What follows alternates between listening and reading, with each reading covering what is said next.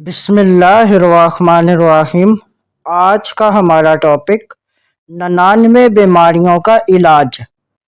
حضرت ابو ہریرہ رضی اللہ تعالیٰ عنہ سے روایت ہے کہ حضور نبی اکرم صلی اللہ علیہ وسلم نے ارشاد فرمایا، جو مسلمان لا حول ولا قوت الا باللہ یعنی برائی سے بچنے اور نیکی کرنے کی قوت اللہ تعالیٰ کی طرف سے ہی ہے پڑھے تو یہ 99 بیماریوں کا علاج ہے جن میں ادنا بیماری غم ہے۔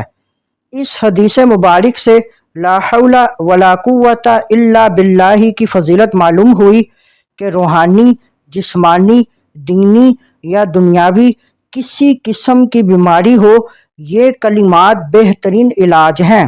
نیز ان کلمات میں اس حقیقت کا اظہار بھی ہے کہ نیکی کرنا اور گناہوں سے بچنا اللہ تعالیٰ کی مدد اور توفیق کے بغیر ممکن نہیں۔ مزید معلومات کے لیے ہمارے چینل کو لائک اینڈ سبسکرائب کریں۔